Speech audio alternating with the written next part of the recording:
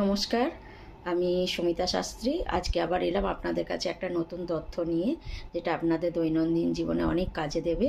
সেরকমই একটা তথ্য হচ্ছে যে অনেকে দেখা যায় গায়ে ভর্তি তিল হয়, ছোট বড়, লাল কালো, এরম তিলেতে একটা অদ্ভুত ধরনের গায়ে ভর্তি হয়ে যায়, দেখতে বিশ্রী লাগে। এবার ডাক্তারের কাছে গেলে তারা এগুলো অপারেশন করতে বলতে পারে, কোনো রকম কিছু দিতে পারে যাতে ভয়ের কিছু থাকতে পারে। তো আপনারা ডাক্তারের কাছে এরমভাবে যাওয়ার দরকার নেই। আপনারা ঘরেই এই তিলের সমস্যার থেকে মুক্তি পেতে পারেন। সেটা হচ্ছে যে আপনারা প্রতি শনিবার করে শনিদেবকে তিল দান করুন। প্রত্যেক শনিবার শনিদেবকে কালো তিল দান করুন।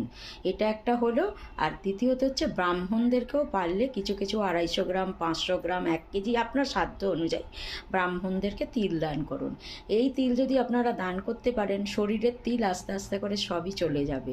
তো আপনারা এটা করুন, করে সুস্থ থাকুন, ভালো থাকুন। আজকের মতন শেষ করছি। নমস্কার।